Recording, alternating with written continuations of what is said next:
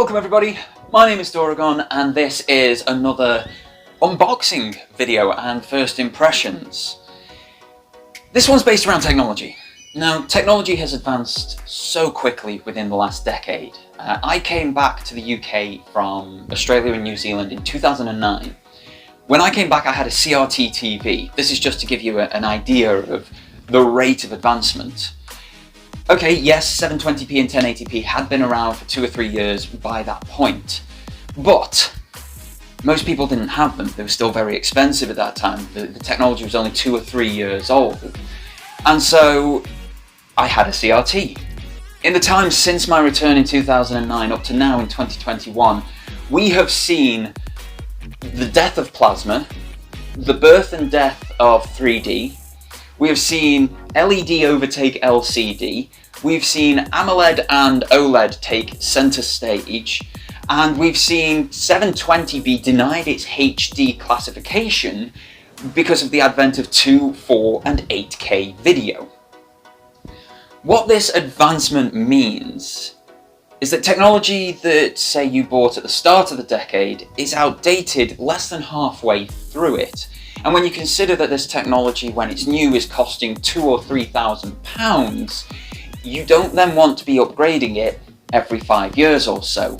It's exactly the same with mobile phones. They are now costing £1,000 a time for the top of the line ones. Personally, for me, it's worth it. I make all of my YouTube and Twitch content through my mobile devices, so it's worth spending that little bit extra to get something that will do everything. My entire life is run through these devices. But then there's the bigger purchases like your televisions, your cars and such, and they are getting outdated very, very quickly. Thankfully, some companies have stepped up to the plate and they offer you little plugins, little things that can stave off that quick march of time. For example, my car, it's a 2003 Rover 75. It can still utilize Google Maps navigation and Spotify through the car audio thanks to a clever little dash mount and something that clicks into the cigarette lighter that uses Bluetooth to cast the audio to my car on an FM frequency. Keeps it as up to date as it possibly can be without having to fork out hundreds of pounds for a new head unit in the center console. Google have been doing this with many different things. Chrome OS, for example, you can install that on near enough any PC device, and it will elongate the lifespan of it because it's doing much of its computational work within the cloud. A few workarounds required on occasion, but it's needed. One of the big things they've been doing though is updating your television with something like this. This is the original Chromecast from 2013. Plugs into a HDMI port and you can use it to cast information to. Whether you're doing it from your phone, from your tablet, from your PC, you can cast video content, picture content and document content to whatever screen this is plugged into, making your TV more akin to a smart device. It can even cast things like remote desktops like Samsung DeX. 42-inch desktop, anybody? That's how I do quite a bit of my work anyway. But this is aging now. Even this, which was meant to bring that TV up to standard, now doesn't do much of what a smart television does. But Google have seen fit to rectify that with a new Chromecast. This has been granted to me courtesy of one of you wonderful viewers, the amazing folk out there who watch my content, so thank you so much for this. There'll be a little picture down below of the amazing person. If you want to thank them in the comments, that'll be amazing. But this is meant to turn any television into a full smart television because this has Google TV, which is what was Android TV. So the plan today is to open this up, plug it in, and see if it does make that bigger difference to an older television, like an early 2010s TV. That's what I'm going to plan to do with this one. So without further ado, shall we get into it? Let's look at getting into this now. I'm just going to use a nail here because it's quite light cellophane on the front, as you can see. So let's get this off. He says completely failing to rip any of the cellophane. So there we go, cellophane off. So as you see, it's looking like it's going to be a bit bigger than the first Gen 1, which we've got right here. So size of box should give you some form of idea what it's going to be. And it's dongled as well, this one. So we're going to have a look at it. Now, a couple of things to note. This one, if I can get it to focus, is looking at crystal clear picture with up to 4K brighter colors and HDR. So it says here it can do HD, it can do 4K, and it can do HDR. Bluetooth and Wi-Fi, works with Android and iOS. Now, the thing I'm facing is it's going into a 1080p TV. It's not going into a 4K television, so we're not going to get the absolute most out of this. Question now is, which way does it open? Aha. Opens from the bottom here, nice and easy. Slides open, and you've got a pull tab at the top here to pull out box 1. So we'll do this first, because this is going to be the Chromecast itself. So pull that out, open everything up here, and then it's in a nice little protective baggie. So this is the new Chromecast with Google Television. Just to bring in that original one once again, it's quite a difference in size. There's much more computational power in the new one. Attached by dongle, so still HDMI connector, but it's doing a lot more than just accepting casting information. Not that you didn't see that. Not that there's anything wrong with this original one, but this new one, it's going to be doing quite a bit more. So we'll go plug this in shortly. But in the meantime, we have another box in here to open, because with it being full Google Television that this brings with it, we get a very swanky little remote. So buttons wise, you've actually got Google Assistant, got a back button, a home button, mute. We've also got YouTube and Netflix buttons, power and settings maybe. I can't remember, we'll have to have a look what that thing is when we get in there. And then you've got directional buttons here, so it's got full clicks on all 4 corners. I don't know whether it's going to be a scroll pad type thing, type of old iPods, but you've got your select button in the middle. Looks like a volume rocker on the side here, so this could be your volume control, which is quite good. I'm assuming it's going to need some batteries, so let's look at getting into this thing. There we go. Opens up quite nicely, and it's going to take 2 AAA batteries. That one's going to be interesting to try and find in this house. Everything takes AAA batteries, and they're the one thing that I don't have rechargeable versions of, ironically. Okay, well, we'll see what we can do on that front. What else comes in the box? So we've got a getting started guide. I will have a gander through this off camera just to see what's going on, but fairly standard affair. Put some batteries in, plug it into the wall. Now what I tend to do, I don't plug it into the wall, I plug it directly into the television. So I use one of the USB ports on the TV to power the Chromecast. Does mean I can't have the Chromecast turn the TV on automatically, but considering how often it's used, it's not really a big problem. So there you go. So TV input, it does. TV power, microphone, it's got an LED, as we said, app buttons, home, mute, volume rocker. So pretty much spot on there, except for that bottom one there. So that's TV input, that particular one. What can you do with Google Assistant? What's included? We're here to help. And some other information. We then have a cable. It looks like a fairly sizable cable, this one, maybe 2 meters. No, it's probably just 1 meter, that one, looking at it.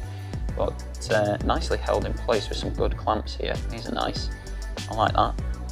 And then finally, we have a USB-A UK power brick. Doesn't say it's any particular charging stuff. Let me just have a gander here. Teeny tiny writing. Says adapter, 240 volts, 15 amps, 15 amp charger. fairly decent, that one, fairly decent. Nice brick. So let's go plug it in and see what this new Chromecast is all about. So welcome back, guys. I've got the Chromecast all plugged in now. This is the spare bedroom television. There's a few things around it. You'll see two controllers at the middle bottom there, one being Stadia controller, one being PS4 Pro controller. Got the original Chromecast just on the left-hand side of the screen at the moment whilst we're waiting to see if this new one works. And on the right-hand side, a few gifts from Toei Animation, the guys who animate the One Piece anime. They were gifts as part of the 2019 Cosplay King Grand Prix, and they just sit around my television at the moment. Now, there were some batteries included for the Chromecast controller in the box. It was just underneath everything else, which I didn't see at the time. So I have got it plugged into the wall just to see if this power button will work. If I turn that on,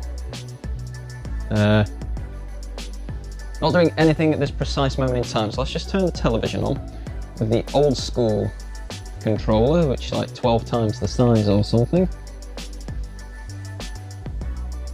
There we go, HDMI 3. I think that one might be for...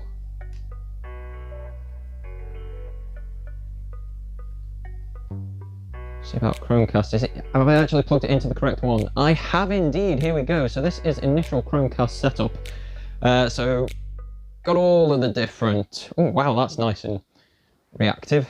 All of the different languages. Now I am English, as much as I'd love to be Australian or Kiwi. Well, let's go with English United Kingdom. Set up with the Google Home app.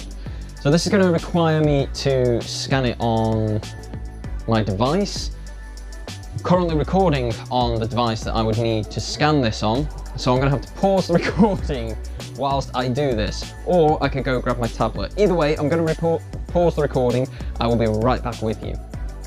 Okay, so initial setup is done. It is now just installing a firmware update, as you can see here.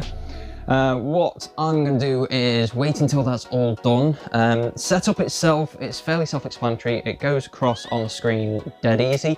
So you just follow the standard on-screen instructions in the Google Home app on your Android or iOS device. It asks you about Google accounts, what apps you want to install, whether you want it to have your voice recognition for the Google Assistant. I've turned all of that on, I've assigned all of my accounts over to it. So it's now going to go and install this update, install all of the apps that I've told it to, install all of the application logins direct from my phone that I've told it to. I've also set it up on my Wi-Fi network and what have you. So once it's done its thing, we'll come back to it and we'll have a play around and see just what the major differences are between that first generation one sitting on the bottom left there and this latest one that came out 8 or 9 months ago at the tail end of 2020.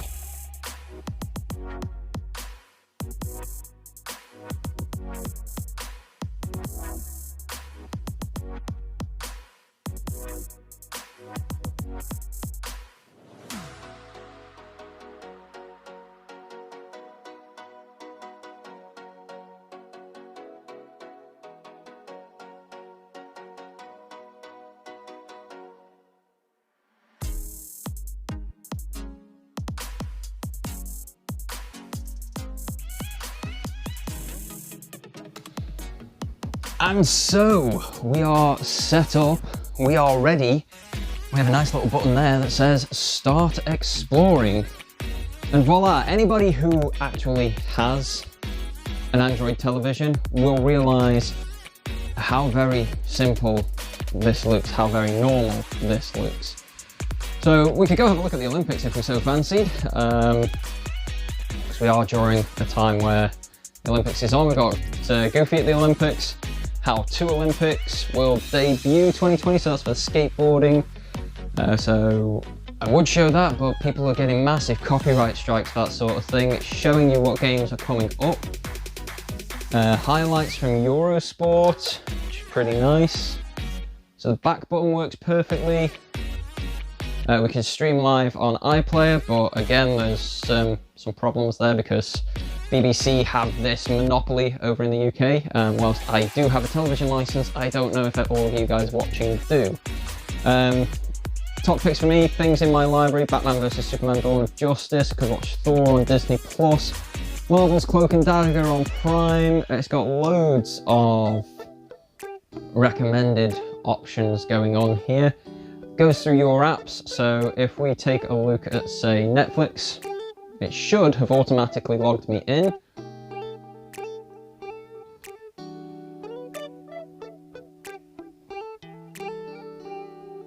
That lovely blur at the bottom will tell you yay or nay, so yep, there we go. It's a bit slower than the native one. Netflix 2021 Emmy Collection, continue to home. Bit of Merlin, bit of Brooklyn Nine-Nine, 7 Deadly Sins, The Witcher, bit of Daredevil. It's all working absolutely standard, as you sort of expect, which is great. Let's go home. So I do have a home button, which takes me all the way back here, which is perfect. Yeah, so it's working pretty much exactly as you would expect it to. Shows about detectives, dramas. It is Android television, but it's taken an old 1080p TV and turned it into a smart television. So I can watch anything from my library here, things that are on my watch list across all of my applications, which is great. Let's have a look at apps. Comes with loads of different ones available. It's got games. I've never played a game on Android TV. I don't know how well it's going to go. Farming Simulator 14, that one's going to be interesting. Let's try bringing Stadia over, because that's what a lot of people are here for.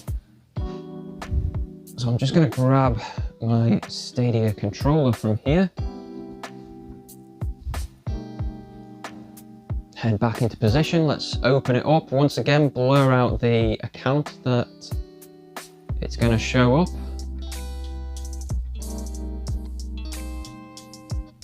So this is, like I said, this is an early 2010s TV. Just to put this in perspective for you, I think this was about £300 back in 2011. So I can connect a controller. It's a Stadia controller. I'm gonna turn my Stadia controller on, and then we want down, Y, X, X. Did you recognize that? It's just vibrated on me. There we go. Thinks it's done it. Back, back, continue. So I'm now controlling it via the Stadia controller, which is fine.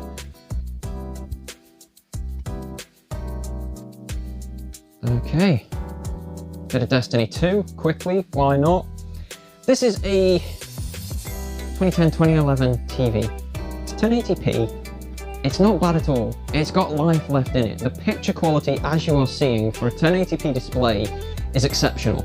I loved playing my PS4 and PS4 Pro through this television, almost as much as I love it through my 4K TV, because the picture quality is excellent. I'm not getting HDR, I'm not getting 4K, but what I am getting is a superb quality picture at 1080p. And we create so much tech waste left and right. Like, as we were talking about at the start of the video, the speed that technology increases means that this is classed as completely obsolete, this television now. You couldn't sell it for more than £30, and then someone's probably going to strip it for parts anyway, because they'll get more from that than they would from selling the television as a whole. But for me, little Chromecast plugged in the back, a £59 device, and suddenly this is now another smart television in the house. A completely usable smart TV. I have got full gaming capabilities on it now, natively. I say natively, it's native to Stadia.